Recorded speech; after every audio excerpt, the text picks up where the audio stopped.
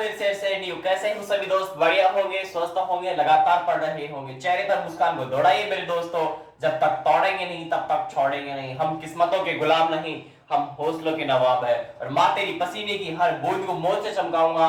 माँ तो सपने बड़ी देखना, पूरा करके तेरा शेर शेरनी दिखलाएगा। और ये मंजिल पहाड़ है तो तुम भी मांझी हो, जब तक तोड़ोगे नहीं तब तक छोड़ोगे नहीं। और मंजिल ने हौसलों से कहा तेरे बस की बात नहीं। हौसलों ने मंजिल की आंखों में आंखें डाल के बोला चल छुट्टी, तेरी इतनी औकात नहीं। इस मंजिल की इतनी औकात नहीं कि हम मेरे सपनों को अधूरे रख दे। अगर सलक्शन नहीं भी आया तो छीन कर लेके आएंगे। चलो स्टार्ट करता हूं मेरे दोस्तों साइंस को उसी क्रम में। लेकिन आज आपके लिए थोड़ी सी सौगात है, नई सी। क्या सौगात है? मेरी तरफ से बायोलॉजी जितनी भी बन सकती थी, कहने का मतलब एग्जाम में पूछे जाने वाली बायोलॉजी मैंने आपके सामने रख दिया है। आज सामने स्टार्ट कर रहा हूं केमिस्ट्री को, फिर भी बची हुई होगी मैं करवा दूंगा।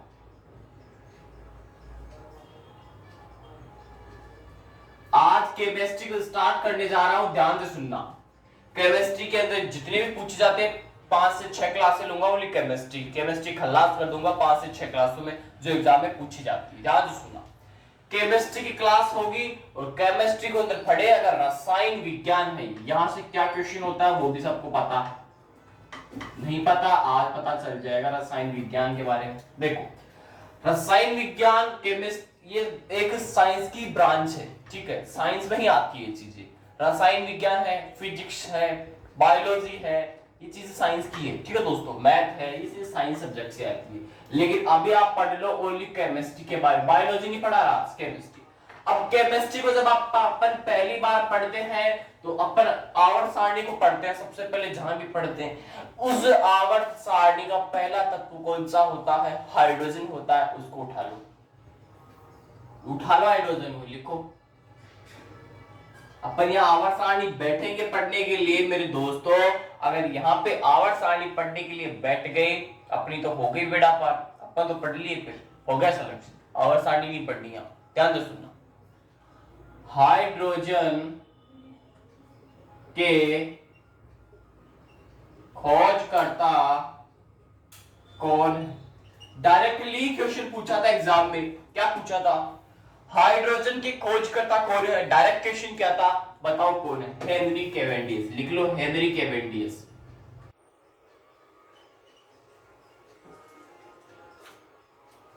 हेनरी कैवेंडिश क्या है? खोजकर्ता। किसके खोजकर्ता है मेरे दोस्तों? इस हाइड्रोजन के खोजकर्ता है। कौन है? हेनरी कैवेंडिश, ठीक है। डायरेक्टली क्वेश्चन का इसलिए मैंने हाइड्रोजन को निकाल लिया क्योंकि केमिस्ट्री के अंदर आवर्त सारणी का पहला तत्व हाइड्रोजन। अब इस हाइड्रोजन का पोस्टमार्टम करेंगे कैसे? ध्यान से सुनिए। हाइड्रोजन का परमाणु क्रमांक पूछे एग्जाम में, परमाणु क्रमांक बताओ। तो परमाणु क्रमांक क्या बताओगे? हाइड्रोजन का परमाणु क्रमांक कितना होता है? 1 होता है। क्यों होता है? हाइड्रोजन आवर्त सारणी के अंदर ऊपर 1 नंबर पर ही तो आता है, कोने में ही तो रहता है। परमाणु क्रमांक 1 होगा किसका? हाइड्रोजन का परमाणु क्रमांक 1। हाइड्रोजन के खोजकर्ता हेनरी कैवेंडिश। 2 question confirm. आगे इस हाइड्रोजन को अपन आवारा तत्व भी कह सकते हैं, आवारा तत्व भी कहते हैं। ध्यान से समझना है, केमिस्ट्री की क्लास है, बायोलॉजी की क्लास नहीं है। आवारा तत्व भी कहते हैं। पूछ सकता है एग्जाम में, आवारा तत्व किस तत्व को कहा जाता है? सारणी की हाइड्रोजन को। इसका परमाणु क्रमांक पूछे 1 बताना, इसके खोजकर्ता पूछे हेनरी कैवेंडिश बताना है। यहां से तीनों क्वेश्चन कंफर्म। और पूछ लेता है सबसे ज्यादा पूछे जाने वाला पर्सन है, क्या पर्सन है मेरे दोस्तों? ये है ब्रह्मांड में सबसे ज्यादा पाया जाता है। क्या क्वेश्चन करेगा वो सुनना। ब्रह्मांड में सबसे ज्यादा पाए जाने वाला तत्व कौन सा है? डायरेक्टली ही एसएससी में एक बार क्वेश्चन किया था कि ब्रह्मांड में सबसे ज्यादा पाए जाने वाला तत्व कौन सा है, एलिमेंट कौन सा है? आपको बताना है हाइड्रोजन। इस हाइड्रोजन को मत भूलना। केमिस्ट्री का पहला वर्ड हाइड्रोजन ही ना जाने कितने क्वेश्चन बना देता है। परमाणु क्रमांक 1 खोज करता हेनरी कैवेंडिश। आवारा तत्व किसको कहोगे? हाइड्रोजन को कहोगे। ब्रह्मांड में सबसे ज्यादा कौन सा एलिमेंट मिलेगा? ये वाला ही हाइड्रोजन मिलेगा। और स्वच्छ ईंधन भी कौन है? ये हाइड्रोजन ही है। स्वच्छ ईंधन, ईंधन लिख लो।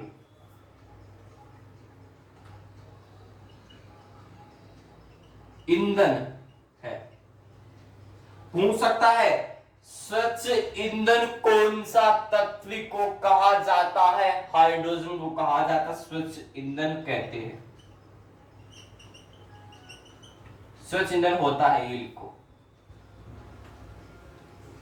ठीक है, नोट करो कि जाए भाई। स्वच्छ ईंधन, स्वच्छ ईंधन, ईंधन, अरे ईंधन है, इंजन नहीं, ईंधन। स्वच्छ ईंधन कौन होगा? हाइड्रोजन। ब्रह्मांड में सबसे ज्यादा कौन मिलेगा? हाइड्रोजन। परमाणु क्रमांक 1 खोज करता हेनरी कैवेंडिश। अगर आपको समझ में आया हो तो इस हाइड्रोजन से ये 5 क्वेश्चन बन सकते थे जो मैंने आपके सामने रख दिए। इनसे बाहर हाइड्रोजन एग्जाम वाले की औकात नहीं कि वो पूछ ले। आगे चलो,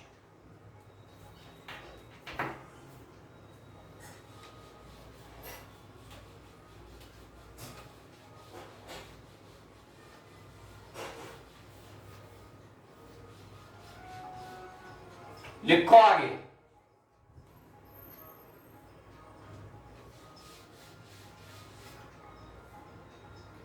भारी जल किसे कहते हैं? मेरा क्वेश्चन क्या है, ध्यान से सुनना है।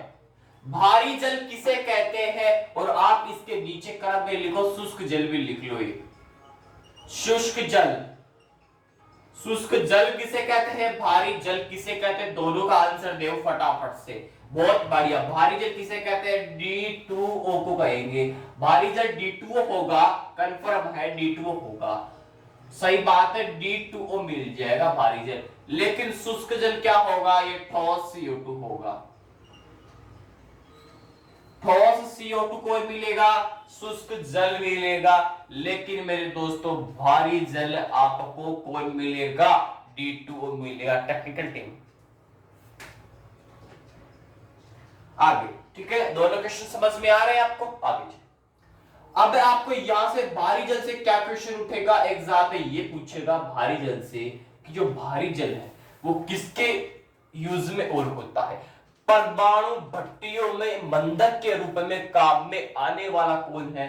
भारी जल D2O। लिख लो इस चीज को। परमाणु भट्टी में मंदक के रूप में शुष्क जल, भारी जल, सॉरी, भारी जल काम आता है। ये क्वेश्चन पूछा है, कौन सी एग्जाम में पूछा है? ये SSC और रेलवे और NTP से पूछा। कौन सा पूछा, क्या पूछा है कि भारी, ये पूछा था परमाणु भट्टियों में मंदक के रूप में कौन सा जल काम में आता है? ऑप्शन पहला था ऑयली जल, दूसरा था भारी जल, तीसरा था शुष्क जल और चौथा था उनमें से कोई नहीं। बच्चे करके आए थे शुष्क जल। अरे भाई ये तो ठोस CO2 आ गया ना, ठोस शुष्क जल है ये तो। भारी जल D2O ही तो ही काम में आएगा मंदक के रूप में भट्टियों में। इस भारी जल को ही तो काम में लेंगे, शुष्क जल को थोड़ी काम में लेंगे। चलो आगे, ये याद रखने की चीजें ये, ठीक है, आप इसको कंफर्म याद रखने की चीजें। ये परमाणु भट्टियों में मंदक के रूप में भारी जल काम में आएगा, D2 काम में आएगा। D2O ये वाला याद रखने की चीजें, दोनों क्वेश्चन। ठोस CO2 कौन है? शुष्क जल होता, भारी जल D2 होता। कंफर्म है? आगे अब जो क्वेश्चन आ रहा है आगे, जो भी चीज आ रही है वो बहुत इंपॉर्टेंट है और एग्जाम में, ऐसे एग्जाम में पूछी हुई है जो तो आप उसके लिए अप्लाई नहीं करते। ऐसी कौन सी है गुरुजी? वो है RPSC की एग्जाम में, एक RAS की एग्जाम, उसमें आया हुआ क्वेश्चन। लिखो क्या था? शुष्क जल का pH की खोज, शुष्क जल के पीएच की खोज किसने की?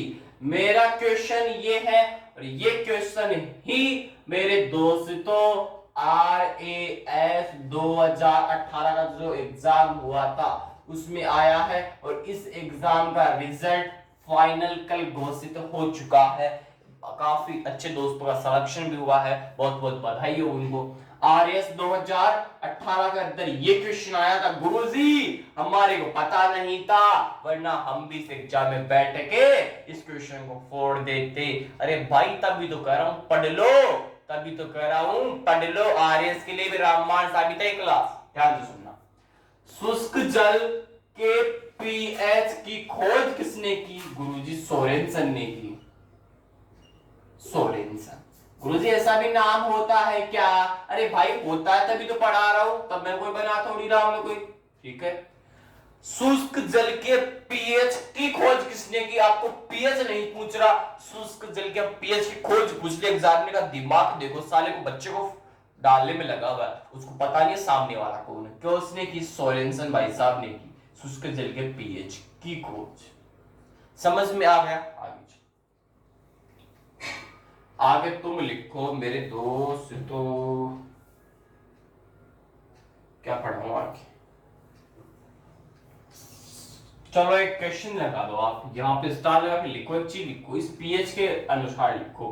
पीएच स्केल पढ़ दे थोड़ा सा, पीएच स्केल पढ़ा दूं? अरे पढ़ लो रे यार, 0 से 14 से दो क्वेश्चन निकलते हैं, वो कंफर्म करके चलो यहाँ से, तो आ गए। तो 0 से 14 होता है पीएच स्केल, उसको बीच में क्या होता है? 7 होता है, आधा होता है। ये जो 7 होता है ये उदासीन होता है, लेकिन जो 7 पे जिसको पीएच होगी वो शुष्क जल भी होगा, यहाँ शुष्क जल होगा, शुष्क जल होगा, 7 के ऊपर उदासीन होगा। गुरुजी 0 से लेके यहां तक बीच में क्या होगा? ये होगा नीले से लाल, और इधर वाला होगा, इधर वाला शब्द पहले लिखो, लाल, बच गए जो बाद में।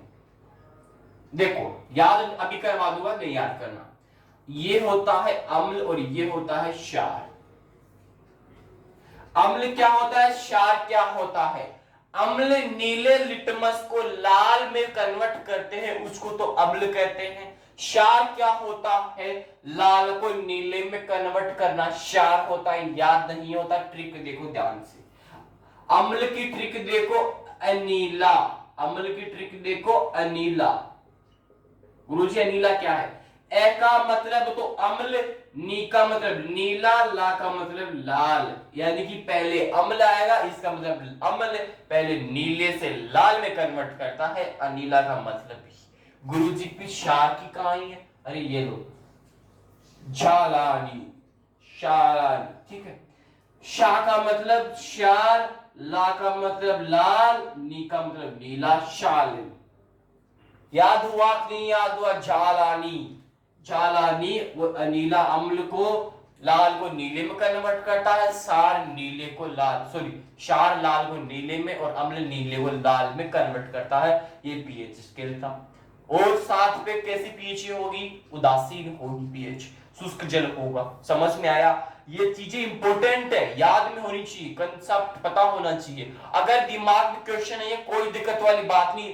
अगर आपका किसी भी सब्जेक्ट में कंसेप्ट क्लियर है ना, किसी भी चीज का, तो आप वहां कोई से भी क्वेश्चन हो आप फोड़ दोगे उसे। आगे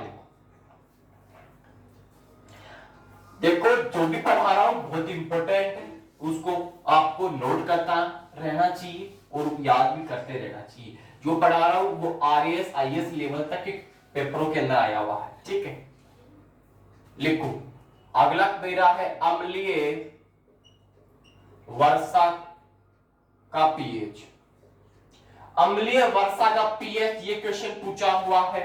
इसके साथ में मुझे रक्त का पीएच भी बताओ, रक्त का पीएच। अम्ल का पीएच और रक्त का पीएच दोनों क्वेश्चन इंपॉर्टेंट है। गुरुजी अम्लीय वर्षा का पीएच ये किस एग्जाम में पूछा था? याद करो, याद करो, SSC CHSL के एग्जाम 2017-18 का एग्जाम था, उससे पूछा था अम्लीय वर्षा का पीएच 5.4। 5.4 अम्लीय वर्षा का पीएच होता है, लेकिन रक्त की पीएच मैंने पीछे पढ़ा दी 7.4 होती है। याद तो करते नहीं हो, 7.4 तो किसके पीएच होगी? रक्त के पीएच। अम्लीय वर्षा की पीएच पूछे 5.4। दोनों कंफर्म होने चाहिए, मुझे केवल सिलेक्शन चाहिए और कुछ भी नहीं चाहिए। याद करवा रहा हूं, ध्यान सुनना। अम्लीय वर्षा का पीएच 5.4, 5.4। अम्लीय वर्षा का पीएच मान 5.4 एंड रक्त का पीएच 7.4। दोनों कंफर्म है या नहीं? कंफर्म है। आगे चलो, चलो एक क्वेश्चन लिख दो तुम यहां पे। हाइड्रोजन के कितने समस्थानिक है? अचानक याद आ गई मुझे। हाइड्रोजन के कितने समस्थानिक है? ध्यान से सुनना, इसमें केवल एक तो हाइड्रोजन को पकड़ो फिर एक समस्थानिक को पकड़ो। हाइड्रोजन का एरो लगा के लिख दो, बराबर में 3 क्या समस्थानिक। शामिल हाइड्रोजन के 3 समस्थानिक होते हैं मेरे दोस्तों। कौन कौन से? ध्यान से सुनना है, ध्यान से। आगे ऊपर लिखूंगा, इस जगह नहीं।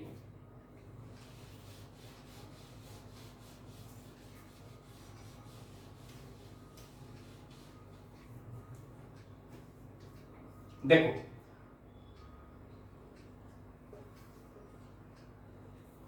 प्रोटियम, ड्यूटेरियम और ट्यूटेरियम। ट्यूटेरियम, ड्यूटेरियम, प्रोटियम क्या होता है इसमें? 1 हाइड्रोजन, 1 हाइड्रोजन, 1 हाइड्रोजन। लगाओ 1 2 3। तीनों की तीनों वैल्यू याद होनी चाहिए। समस्थानिक है, समस्थानिक किसके? हाइड्रोजन के। हाइड्रोजन के कितने समस्थानिक होते हैं? 3 समस्थानिक। प्रोटियम, ड्यूटेरियम और ट्यूटेरियम। प्रोटियम, ड्यूटेरियम, ट्यूटेरियम क्या है मेरे दोस्तों? ये समस्थानिक। किसके समस्थानिक है? हाइड्रोजन के। हाइड्रोजन 1, हाइड्रोजन की पावर 2, हाइड्रोजन की पावर 3। ऐसा का ऐसा दिमाग में छपा होना चाहिए। केवल आपको ये नाम पूछ लेता, कितने समस्थानिक होते हैं? 3 समस्थानिक होते हैं। नाम पूछ बता देना। आगे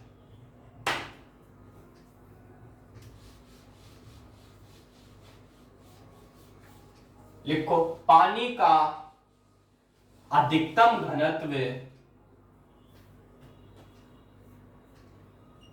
पानी का अधिकतम घनत्व किस तापमान पर होता है? देखो ध्यान से सुनना है। पानी का अधिकतम घनत्व पूछा है, इसको निकाल लो। कि तापमान पर पूछा है तो 4 डिग्री सेंटीग्रेड तापमान पर पानी का घनत्व बहुत ज्यादा होता है। 4 डिग्री सेंटीग्रेड के ऊपर पानी का जो घनत्व होता है बहुत ज्यादा, सॉरी 4 डिग्री सेंटीग्रेड पर पानी का घनत्व ज्यादा होता है तापमान पर। इस तापमान पर 4 डिग्री सेंटीग्रेड तापमान पर पानी का घनत्व बहुत बहुत ज्यादा होता है। ये क्वेश्चन आया हुआ भी है और एजिटिक दिमाग में छपी होनी चाहिए ये चीज। आगे चलो,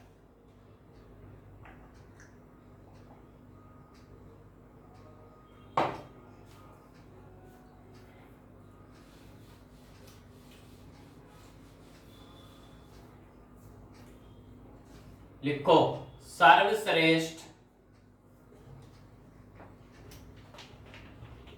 किस्म का कोयला। सर्वश्रेष्ठ किस्म का कोयला कौन सा है? एंथ्रेसाइट। एंथ्रेसाइट क्वेश्चन पूछा हुआ है। सर्वश्रेष्ठ किस्म का कोयला पूछे, एंथ्रेसाइट। सर्वश्रेष्ठ सबसे ज्यादा किस कोयले के प्रकार? बिटुमिन के हैं, ये भी लिख लूं। सर्वाधिक प्रकार, सर्वाधिक प्रकार वाला कोयला पूछे, सर्वाधिक प्रकार वाला कोयला कौन सा है बताओ? बिटुमिन। बिटुमिन्स, बिटुमिन्स कोयला तो सर्वाधिक प्रकार वाला कोयला बिटुमिन्स कोयला, लेकिन सबसे ज्यादा किस्म का कोयला एंथ्रेसाइट। और पकड़ लो इस कोयले को, पकड़ लो इस कोयले को, लिया उठा के। कोयला कौन है? कौन है कोयला? ये है मेरा कोयला। ध्यान सुनना, ये है कोयला। ये कोयला कौन है? मेरा रसगुल्ला, मेरा रसगुल्ला। कौन है मेरा रसगुल्ला? अरे आप ही तो हो मेरे रसगुल्ले। तो मेरा रसगुल्ला क्या हुआ? कोयला हुआ। अब इसको मैं क्या करूंगा? हीरा बनाऊंगा। क्या करूंगा? हीरा बनाऊंगा। हीरा कब बनेगा? पेपर के देने के बाद में। पेपर की खोपड़ी में छेद करके आएगा, फिर क्या बन जाएगा? हीरा बन जाएगा। कोयला है भी, तैयारी कर रहा है बढ़िया तरीके से, मजबूत तरीके से हो रही है। अब ये क्या है? खोपड़ी में छेद करने में, परीक्षा वालों की में, और हीरा बनने में। कौन? मेरा कोयला, मेरा रसगुल्ला अभी कोयला है, अब ये हीरा बनेगा। ऐसा याद करो इसको, हीरा भी है। ठीक है, सर्वश्रेष्ठ क्वेश्चन में आ गया। ठीक है, कोयला क्या बन जाएगा? पेपर के बाद, पेपर के बाद खोपड़ी में छेद। ठीक है, याद करने के लिए बताया मैंने चीज। ठीक है, लिखना मत इनको, इनको तो लिख लेना, दोनों क्वेश्चनों को। इंपॉर्टेंट है कि सर्वाधिक प्रकार वाला कोयला पूछे बिटुमिन, सर्वश्रेष्ठ किस्म का कोयला पूछे एंथ्रासाइट। दोनों कोयलों के क्वेश्चन है, इंपॉर्टेंट है।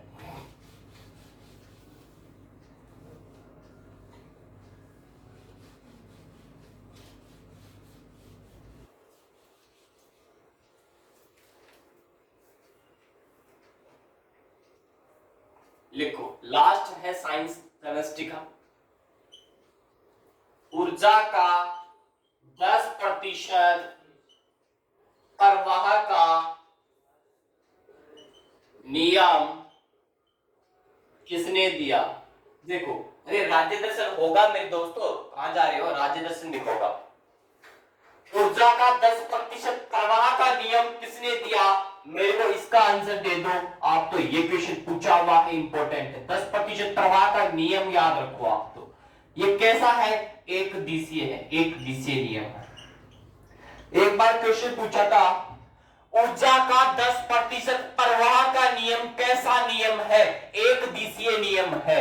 ऊर्जा का 10% प्रवाह का नियम एक दिशीय नियम है। ये इंपॉर्टेंट है। इसकी खोज किसने की? किसकी खोज? ये नियम किसने दिया? 10% प्रवाह का नियम लिंडेमान, लिंडेमान।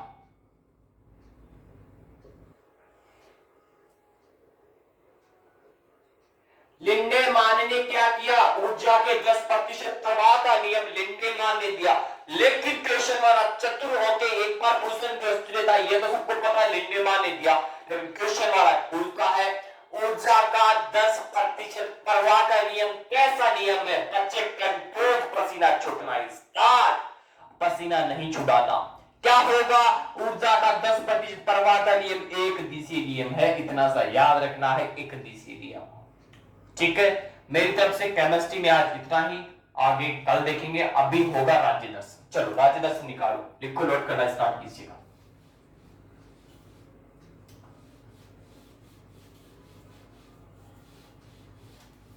देखो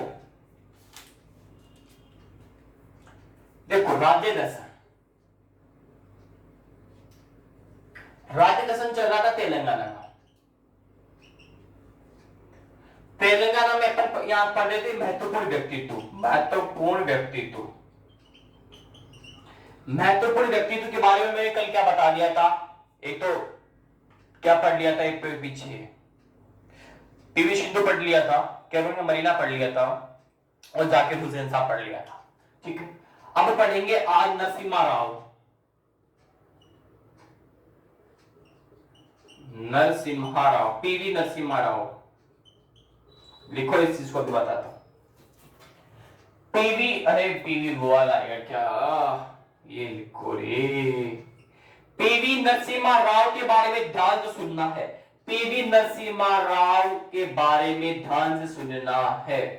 भारत के 9वें प्रधानमंत्री भी रह चुके। भारत के 9वें प्रधानमंत्री पूछे, नरसिम्हा राव थे। इनका संबंध कहां से आता है? तेलंगाना से आता है। और इन्होंने एलपीजी भी लेके आया 1991 में। एलपीजी को लेके आए कौन? नरसिम्हा राव। ये एलपीजी सिलेंडर वाली एलपीजी नहीं है। एलपीजी भी दो प्रकार की होती है, कंफ्यूज एग्जाम में यही तो होता है। एक तो एलपीजी होती है सिलेंडर वाली, और एक एलपीजी होती है कौन सी? उदारीकरण निजीकरण वाली। ठीक है, लिख लो। उदारीकरण, वैश्वीकरण और निजीकरण। उदारीकरण, वैश्वीकरण, निजीकरण वाली एलपीजी को लेके आए नरसिम्हा राव, लेके आए 1993 में। एलपीजी का मतलब अर्थ पूछा आपने, अर्थ, इसका अर्थ होता है ये वाला, उदारीकरण, वैश्वीकरण और निजीकरण। एलपीजी का अर्थ होता है, नरसिम्हा राव लेके आए 1993 में। सिलेंडर वाली एलपीजी नहीं है, उदारीकरण से, निजीकरण से, इससे संबंधित है। भारत के 90 प्रधानमंत्री कौन रह चुके? नरसिम्हा राव रह चुके। यहां तक समझ में आ गया? आगे चलो। और आधुनिक भारत के निर्माता भी किसी कहते हैं? पीवी नरसिम्हा राव को कहते हैं। लिख लो इस चीज को। भारत के, यहां ऊपर लिखता हूं, आर्थिक सुधार के जनक लिखो आप एक बार।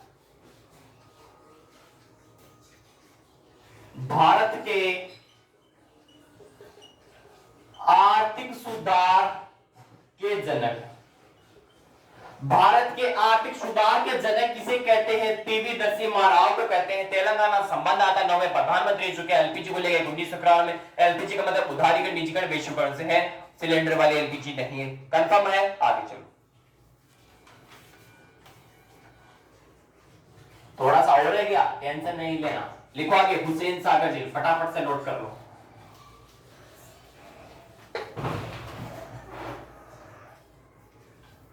लिखो हुसैन सागर झील।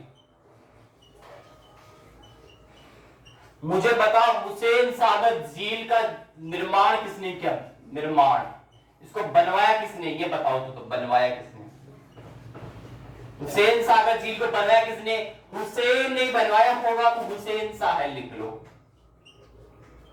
हुसैन सागर झील को हुसैन शाह जी ने बनवाया। ठीक है, पूछे स्थित कहां पे है? ये भी पूछ लेता है। ये स्थित है सिकंदराबाद में। सिकंदराबाद, सिकंदराबाद, सिकंदराबाद में स्थित है कौन? हुसैन सागर झील। बनवाया किसने? हुसैन शाह ने बनवाया। दोनों कंफर्म है? आगे देखो, इसकी एक किस आकृति की है? आकृति पूछ ले आपको, इसकी हार्ट शेप बताना है। हार्ट शेप आकृति की है। कौन है? हुसैन सागर झील। आपके हृदय के आकार की, आपका जो दिल है उस दिल, हृदय के आकार की, हार्ट यानी हृदय होता है, दिल, दिल बोलोगे आप तो उसको, हार्ट के आकार, हृदय के आकार की कौन सी सागर है? झील है। हुसैन सागर झील हार्ट शेप की झील है। स्थित कहां पे है? सिकंदराबाद में है। बनवाया किसे? हुसैन सागर जी ने बनवाया। इंपॉर्टेंट चीज लिखा रहा हूं, ध्यान से सुनना। हुसैन सागर झील में महात्मा बुद्ध की मूर्ति स्थित है। इस हुसैन सागर झील जो है, इसके मेन, इस बीच के अंदर इस महात्मा बुद्ध की मूर्ति स्थित है। महात्मा बुद्ध की मूर्ति स्थित है इसके अंदर। पूछ लेता है महात्मा बुद्ध की मूर्ति किस सागर के झील के अंदर स्थित है? हुसैन सागर झील। ठीक है, बनवाया किसने? हुसैन सागर ने बनवाया। सिकंदराबाद में स्थित है और आकृति हार्ट शेप की है। हुसैन सागर झील से इतना ही क्वेश्चन करेगा। आगे चलो।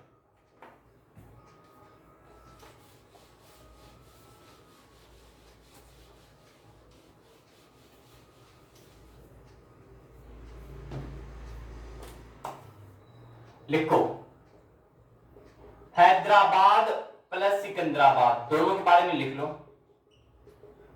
हैदराबाद और सिकंदराबाद को जुड़वा बहन कहते हैं। को जुड़वा बहन, जुड़वा बहन किसको कहेंगे? हैदराबाद और सिकंदराबाद को। लिखो आगे, 1000 खंभों का मंदिर। 1000 खंभों का मंदिर कहां पे है? वारंगल तेलंगाना। वारंगल, वारंगल तेलंगाना के अंदर क्या स्थित है? 1000 खंभों का मंदिर। लिखो आगे, नेहरू जूलॉजिकल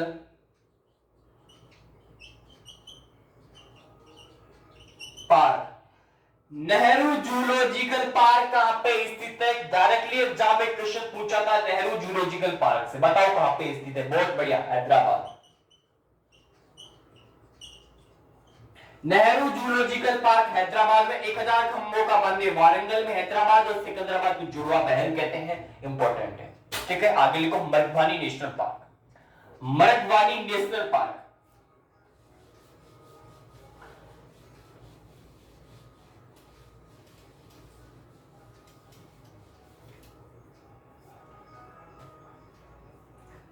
चलो मेंढक फोर्ट लिख लो भाई, तुम तो बहुत होशियार हो। छोड़ो, मेंढक फोर्ट कहां पे है? तेलंगाना में। मेंढक फोर्ट तेलंगाना में। और मैं क्या बता रहा था? हाँ, Mrugavani national park. Mrugavani national park ये भी तेलंगाना में है, लिख लो, पूछ सकता है। तेलंगाना में कौन सा ऐसा park? Mrugavani national park.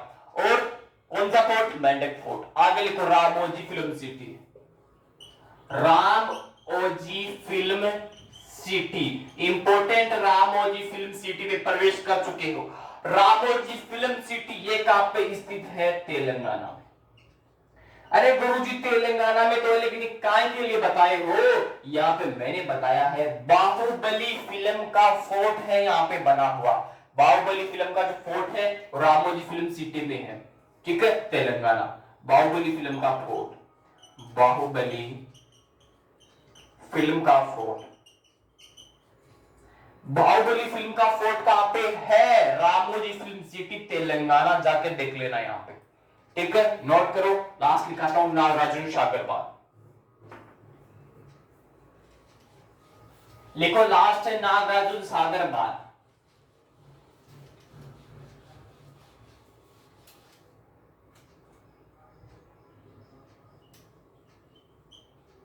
Nagarjuna Sagar बांध। देखो, नागार्जुन सागर बांध क्या होता है, ध्यान से सुनिएगा। नागार्जुन सागर बांध स्थित किस नदी के किनारे है? नदी बता दो आपको सबसे पहले तो स्थित कहां पे है? लिख लो, तेलंगाना व आंध्र प्रदेश की सीमा पर। तेलंगाना आंध्र प्रदेश की सीमा पर कौन सा बांध? नागार्जुन सागर बांध। कौन सी नदी? कृष्णा नदी। कृष्णा नदी के किनारे कौन है? नागार्जुन सागर बांध है। तेलंगाना और आंध्र प्रदेश की सीमा पर स्थित है। मेरी तरफ से मेरे दोस्तों, मेरी तरफ से तेलंगाना राज्य का राज्य दर्शन कंप्लीट। विधान परिषद कहां पे बताऊं? तेलंगाना में विधान परिषद की क्या? विधान परिषद 40। विधान परिषद की सीटें 40 से विधानसभा की सीटें कितनी मैंने बताई थी, बताओ। लोकसभा राज्यसभा हुआ था कि नहीं बताया था क्या? 119। विधानसभा की 119, राज्यसभा की 7, लोकसभा की 17, 17 7 119 मैंने बताया था वहां पे ऐसा करके। पढ़ा याद हो सब कर लो। अगर वहां पे क्लास में थे 2 दिन बताया था, समझ में आया तो बता देना। अरे बताइए, विधान परिषद की 40 है, बता दिए ना। तमिलसाई सुंदरराजन राज्यपाल। ठीक है, मेरी तरफ से दोस्तों तेलंगाना राज्य कंप्लीट होता है मेरे दोस्तों। अब आगे कल होगा स्टार्ट हरियाणा राज्य। सपना चौधरी की नगरी में प्रवेश करेंगे कल मेरे दोस्तों। कल सबको बने रहना, कल पढ़ेंगे धाकड़ तरीके से। ठीक है दोस्तों, सपना को थोड़ी देखेंगे, वो वहां से कोई क्वेश्चन थोड़ी आएगा। क्वेश्चन तो जहां से आएगा जैसे पूछा जाएगा। ठीक है, वहां से कल क्वेश्चन होगा। हरियाणा में कल प्रवेश होगा। आगे कल केमिस्ट्री की इसी को कर्म को आगे बढ़ाएंगे मेरे दोस्तों। स्वस्थ रहना, मस्त रहना, लगातार पढ़ते रहना। और माँ तेरी पसीने की हर बूंद को बोझ से झुकाऊंगा। माँ तो सपने बड़े देखना, पूरा करके तेरा शेर दिखलाएगा। और जय हिंद दोस्तों।